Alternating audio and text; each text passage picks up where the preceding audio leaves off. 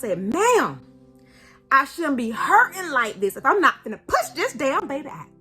Welcome back to part 2 of my birthing blog VBAC video. I hope you enjoyed part 1. I know it was a lot of talking, but I had to lead you guys up to me in the how did I end up at the hospital with the VBAC. So that's why part 1 was mostly on that. So now I'm going to insert all of the videos and pictures that I took after getting my hair done right before I headed to the hospital. Stay tuned.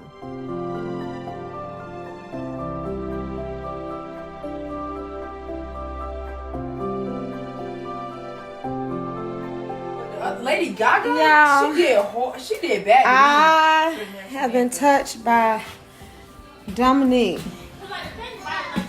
What is Dominique initials? I forgot Dominique initials. But anyways, y'all. But I probably had to lay in their nerves. I have been having so many contractions. So guess what? My feet got to go up. And I'm going to pray I don't end up at the hospital tonight. I have an appointment at 9 o'clock in the morning. Come on, X-Man. Calm down. But I want to show y'all that I've been touched. Y'all see my little baby hands? She did my eyebrows. And y'all look, I got my chucks on. Y'all, I'm trying to get prepared for this baby, so I had to get my hair done so I look like somebody when I go in the hospital.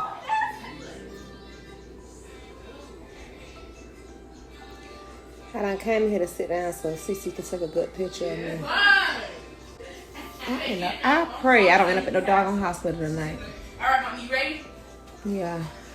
Oh, my legs hurt. I think so.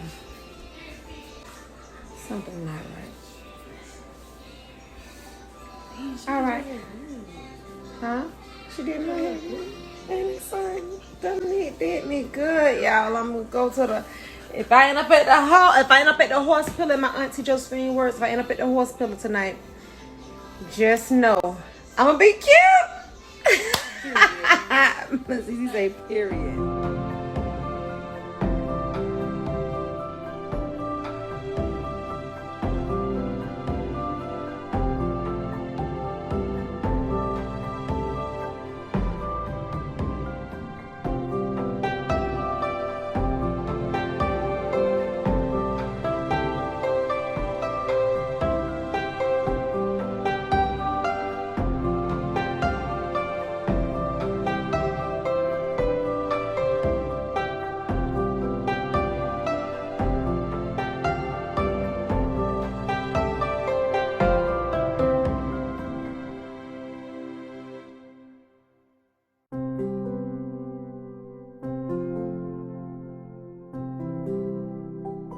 Come on, VJ. We gotta take loose your hair. This gonna be the last day we take a picture like this with this boy on the inside. Vermont said, will you take her to the hospital?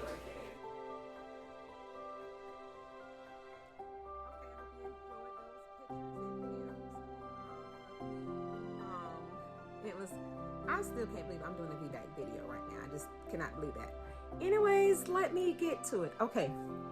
Cece called Daddy Tyrone. Daddy Tyrone came here, picked me up, and I was having contractions. But I still, on my way going to the hospital, I legit thought I was going to the hospital, maybe get an IV, get monitored, give me some fluids, and I thought I was coming home to, I thought I was going to come home and end up making it to my scheduled C-section when I left home.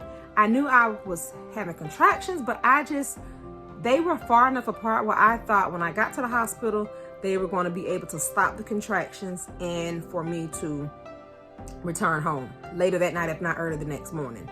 That was on a Wednesday night. So on the way driving, I noticed that my contractions, they were like spontaneous. They were like 9 minutes apart. And then the drive from my house to the hospital is no more than 15 minutes. 15 minutes is pushing it. So it's more like a 10, 12 minute drive, but Babe was driving pretty fast. So we got there within 10 minutes. I need to look at, I'll type in what time. I wonder if I still have it on my call log. I probably don't. I don't have it on my call. I had it at the time, but it was 7:18. So, okay, basically, I remember calling the hospital I called the hospital at 8. It was like 8:10, letting them know that I was coming I called OB, letting them know that I was coming there so they wouldn't be surprised when I got there. So by the time I got to the emergency room entrance, because it was after 8 o'clock, so you have to go through the emergency room entrance. Because of COVID, they wouldn't let Bae come up unless I was getting admitted into the hospital. They would not let him come up. So he stayed outside downstairs in the emergency room. And the guy, I didn't know the guy told him to go ahead and leave because it was going to take some time, at least an hour. So he left. I didn't know he left at the time. He left. The emergency room guy that's there doing the screening puts me in a wheelchair. He rolls me up. My contractions are about 10 minutes apart this time, but they're not like, gotta breathe through. They just like, breathe through, talk, I can talk through it, but they hurt a little bit. Basically like menstrual cramps, but about 10 minutes apart. No more than 15. 15 minutes have been pushing it, so it was more like 10 minutes apart because I had several contractions on the way to the hospital. So when he rolled me upstairs, I roll into OB. Now I'm rolling to OB looking like this. This is how I'm looking. So the nurses are looking at me like, this lady coming in here looking like hair on point, eyebrows on point. So they're like, where are you coming from? I said, well, I had a hair appointment. I got my hair done because I have a photo shoot Sunday. It's Wednesday now. I have a photo shoot Sunday. And that's where I came from. She did my hair and my eyebrows. But I came with my chucks and my pearls on with my red and white dress. So I still was able to breathe and smile and all of that. So they didn't too much think I was in labor, which I didn't think I was. I really didn't think I was in labor either at that time. Then the nurse, I know her name is Claudia, good friend of mine. Her and I took Anatomy 2 together, I think, or Anatomy 2, I believe we took together. She's an RN now over at the hospital. So Claudia like, what are you doing here? I was like, honey, I just need y'all to stop these contractions so I can make it to my photo shoot. That was my goal going into this. Now I'm already almost 5 minutes into, so I need to talk a little faster. So then they take me in urine triage or whatever. So I go on a triage. They want me to change, but I had just used the bathroom before I left to go to the hospital. So I said, I can't pee right now because I peed thinking that it'll stop my contractions and it didn't work, but I don't have to use the bathroom. So they put me on a monitor. I'm having contractions. She's asking me all these questions. I'm like, okay. So now by the time I get to OB, it's at least 8:30. So now I'm in the gown, but she let me keep my bra on. I had my necklace on. I had my pearls on, earrings, everything. Only thing I took off was my bottoms and my dress. My socks, so she took that off also. So I'm sitting there on the bed while she's asking me the questions. I'm having contractions. I know they're showing on the screen. And then she walks out. The nurse walks out. But then I noticed the contractions start getting stronger and stronger. So now you might as well say it's about 9 o'clock. She said, I'm going to check you. At 9 o'clock, she's like, I'm going to check you and see where you are. I said, well, when I went to the doctor yesterday, I was zero. I was closed. So she checked me. But when she was checking me, I was like, ugh. Like when she checked me, I'm thinking, do this lady know what she's doing? Because I told her I'm a scared of C-section. My thing is, you see I'm having contractions and they're at least 10 minutes apart. And they're seeming to get stronger. Yes, I'm closed. She said I'm closed. 0 centimeters dilated. But you can tell the way my attitude changed from when I got there to where I'm at about 9 o'clock. So then she said, I'm closed. She walks out. So I'm starting to hurt. And I'm like, oh my God. So I push the button. I need somebody to stand here with me. I can't stand here by myself. She's like, well, we can't. remind you, I am hurting. Now I'm hurting. I'm like, can y'all give me some pain medicine? And I'm saying, I need some pain medicine. I'm breathing through it. I'm talking through my contractions. I'm, calm. Give me something to stop this pain and let me go home. Okay, so minutes go by and I'm like, I'm breathing through the contractions. And then I'm like, okay, she's in there with me. And then I was like, contractions start, they're increasing, and at this point, they're like 3 minutes apart. Pushing it there, I would say they're 5 minutes apart. 5 minutes, I say 3 to 5 minutes apart. That's where I'm at now. And I'm breathing, but they are getting hurt. They're hurting more. And I'm like, hey, have y'all called Dr. Khan? Did y'all let her know how close my contractions are and how I'm in pain? I mean, can my husband come? Hey. Oh, he can't come because of the pandemic. I said, this doesn't make sense. I'm in here by myself and y'all keep leaving me. So the nurse walked out. So guess what I did? Beep, push the button. She come back in there. I can't stay here by myself. I'm about to go crazy. I'm hurting like hell. And y'all leaving me in this room by myself. So then she's like, I understand this, that, and that. I don't want to hear that, lady. I am in pain. So while she's in there, she's going to start my IV. So it's after 9 o'clock, probably about 9:30 at this point. She's trying to start my IV at 9:30. I'm like, can I have pain medicine IV once you get it in? She was like, okay, we're going to start your IV. Was I on? Okay, yeah, she's going to start my IV and then whatever. So I'm like, okay. So she poked me one time. Miss. She said, you got small veins. I'm like, okay. So now she's getting ready to try again. Now I'm like, wait, now I'm having to breathe. The contractions are like 2 minutes apart now. And I'm having to breathe and make her wait before she starts the IV again. So then she tried again. She missed. So I'm mad. So they have the rule, they can only poke you twice before they get someone else. You cannot poke somebody more than 2 times before you get somebody else to come and try to do it. So when she's trying to start the IV, she was going to draw my blood at the same time. So she go get the charge nurse. Charge nurse come in. The charge nurse see how I'm doing. My blood pressure was at like 175 over 115. I don't have high blood pressure. My blood pressure the whole pregnancy has been low, like extremely low. So she's like, oh, I need to get your blood pressure down. I said, I'm hurting. It's up. Because they were starting to try to take my blood pressure. And by the time they were started while I wasn't having a contraction, by the time it was at the end, I was having a contraction. It was a bad contraction. So my blood pressure would not go down. So then I'm like, okay, I tell you what. Start it when I tell you to. So I had her started as my contraction was going down. Deflating, it was going down. So by the time it finished, the contraction was started and one was getting ready to probably begin. But that way, my blood pressure went down that way. Okay, so they finally get a good blood pressure when my blood pressure isn't extremely high where they, thinking whatever, my pulse is up. So I said, I have to use the bathroom. You have to go to the bathroom? I said, I have to go to the bathroom.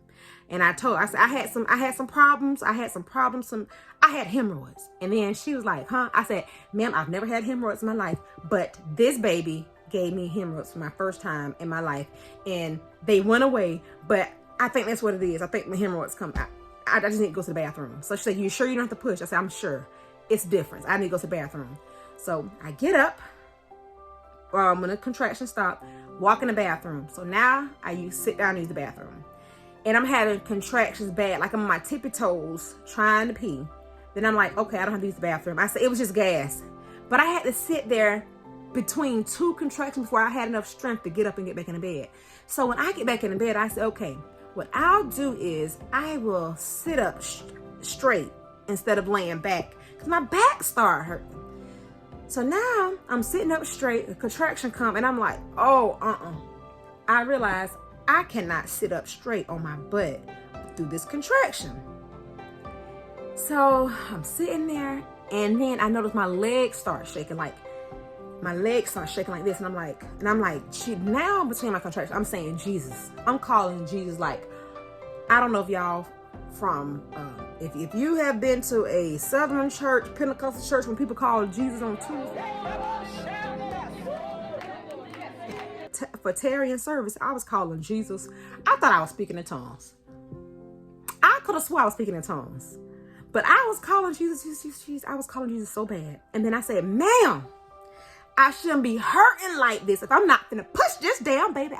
She looked at me, and the charge nurse looked at me. So the charge nurse was still in there with the other nurse that I had first. That said I was at 0, closed. 2 said I wasn't, nothing, closed. So I was like, "Can y'all please call Dr. Khan?" I said, "Can y'all please call her?" She said, "We haven't even left out since the last time, so we haven't had time to call her." So the charge nurse said, before the charge nurse said that, I called my husband. So I talked to him. I'm like, "Babe." And when I was talking to him, I had contractions. So I had to, and I was on FaceTime. So I had to sit the phone down. It was so bad. I sit the phone down. And he heard me with the phone down, like I was breathing, and it was hurting so bad. And I'm moaning, Jesus, calling Jesus. So then he was like, "Babe, I can't listen to you. I can't be there. Call me when I can come back. I can't listen to you on the phone like this. I can't listen to it." And I'm like, "But I don't want to hang up."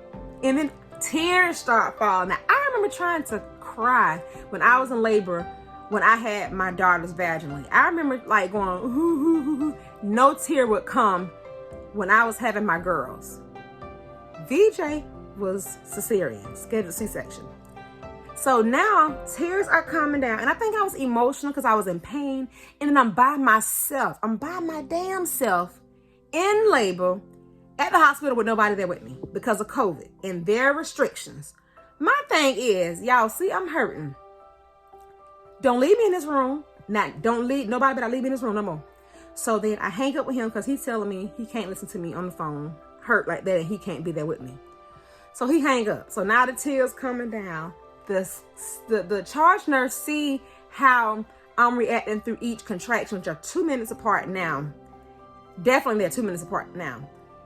And she can tell, like, the way my whole attitude was different from the time, I was night and day, from the time I arrived smiling, looking cute, to now I'm rolling my eyes, looking at her like, y'all better get me some help right now. No pain medicine. Then she came in with 2 pills. And she gave me 2 pills. "You can take these pills." I said, "Yeah, how long is it going to take?" Now I've had the IV in my system about 10-15 minutes. She told me, she said, "Oh, your blood work came back. It shows that you're having contractions because you're dehydrated and your uterus is contracting. And as soon as this IV fluid's getting there, it's going to stop and you're going to go home." So the other nurse I had, she was like, "You're going to go home. You're going to have your photo shoot." I said, "I don't care about a photo shoot." I'm looking at this like, I don't care about a photo shoot. I don't care about a photo shoot. I want the pain to stop. I'm really not mean, for real. Now, I hate to be dramatic. This is dramatic.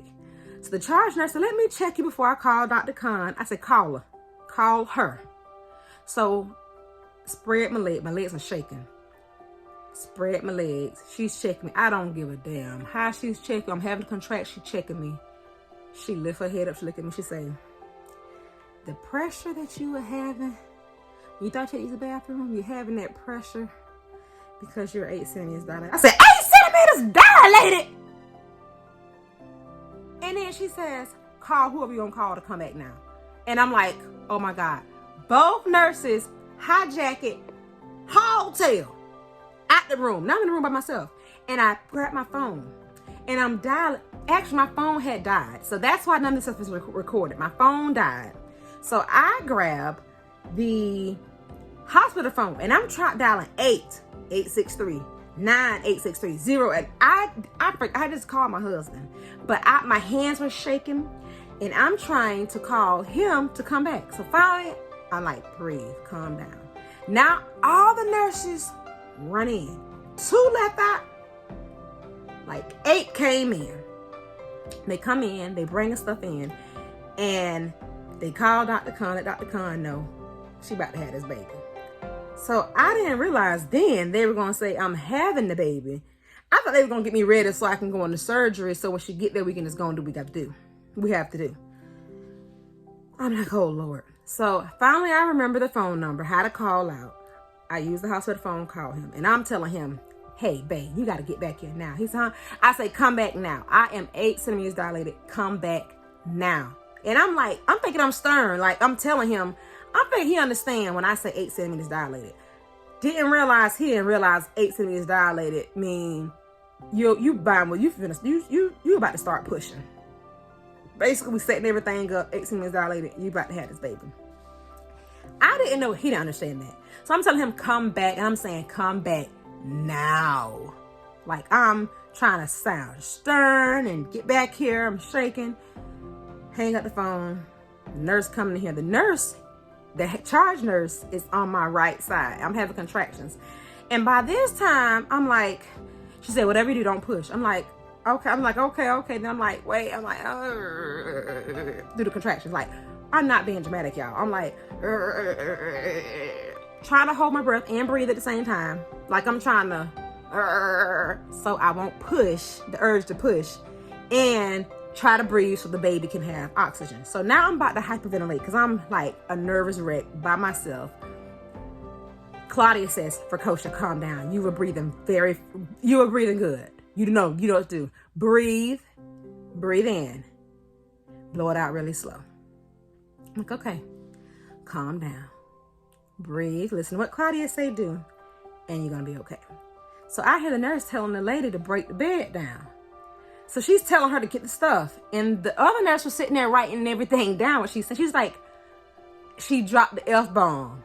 That charge nurse dropped the F-bomb, and then the nurse that she was talking to, shoots out the room and do whatever she told her to do. So when she come back in the room, she's like, I'm sorry for dropping the F-bomb. I said, I didn't hear you. I still don't realize, wait, my legs up in the thing, like the bed is dropped down. They got everything down. They broke this bed down. You know, nurses do everything anyways. When the doctors come in, all you basically have to do is push when the doctors come in.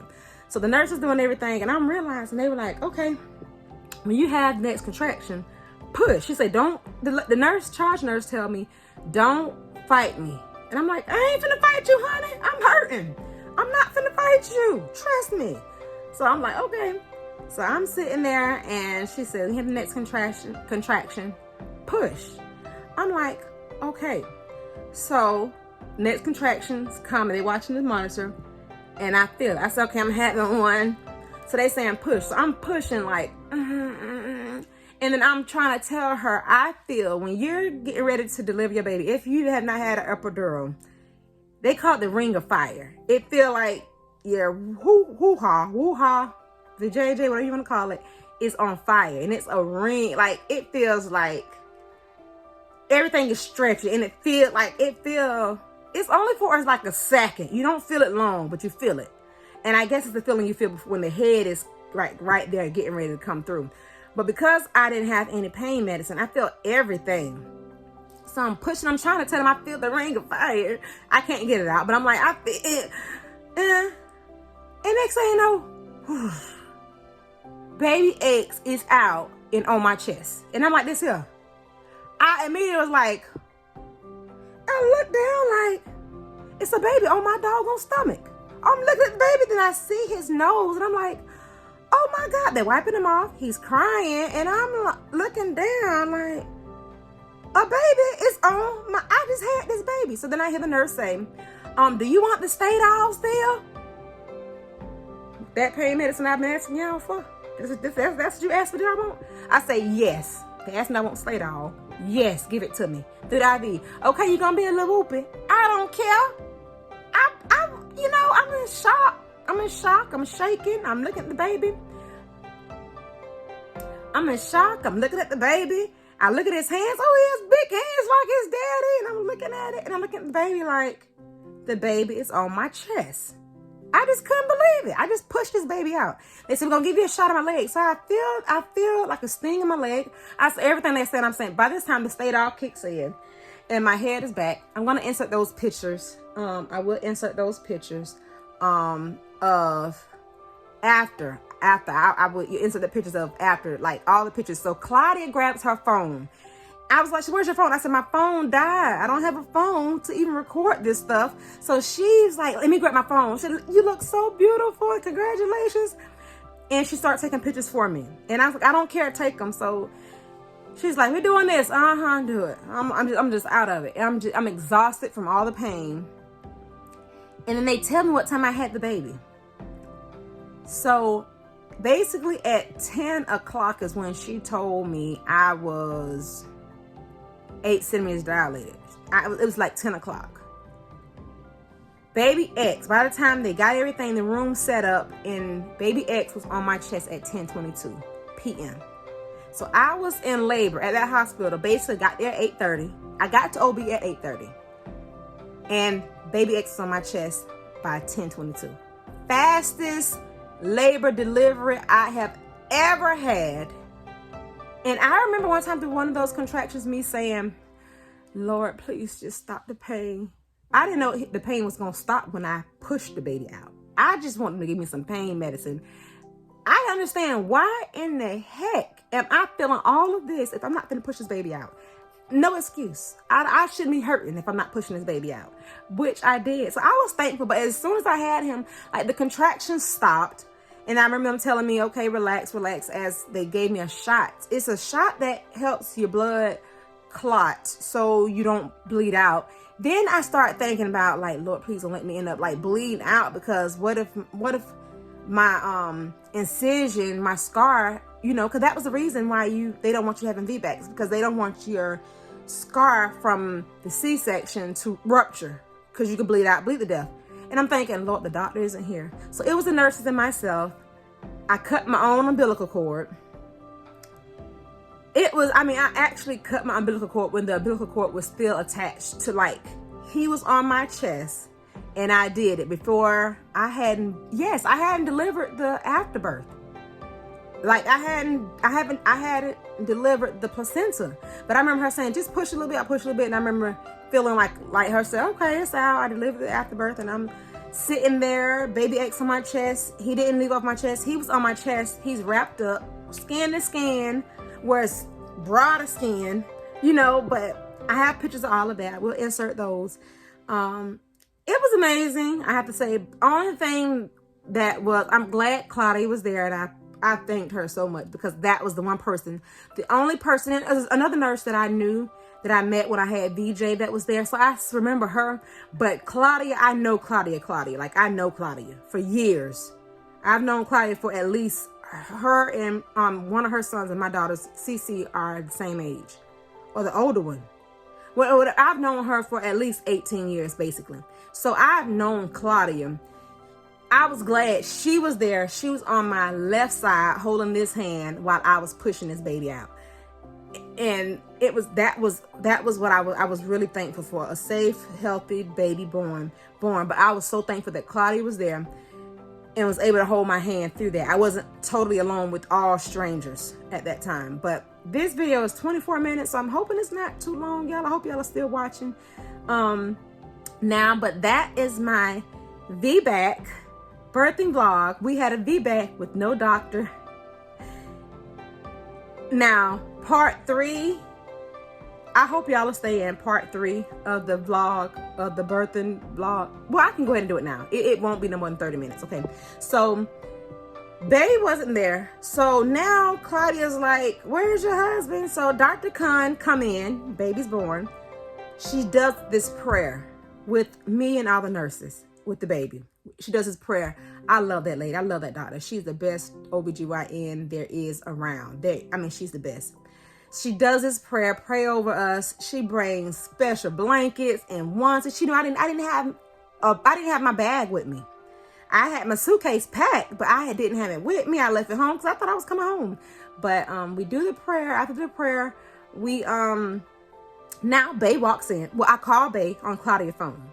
And he answered the phone. I say, where are you? He said, I'm pulling in. I say, it don't take that long to get, what in the world? I did not tell him I had the baby. I was so mad though, because he was like, he told me that Kaya car lights or something wasn't working, so he had to have the man. After I told you I was 18 minutes dilated, He didn't realize. He thought we had time. I was so mad at that man. Oh my God, I could have spit fire. If I was a dragon, I'd have burnt the whole hospital down. But I was like, I don't give a doggone about that. That car could burn on the side of the road. I don't give a doggone. And he was like, well, I'm coming now. Hung up. So when he get there, the medicine is in my system. I'm laying relaxed. He walks in. The baby is on my chest. He walks in. He said, you ready? Walk in, kiss me on my forehead. You ready to do this? Huh? I sat back and looked at him like, ready to do this?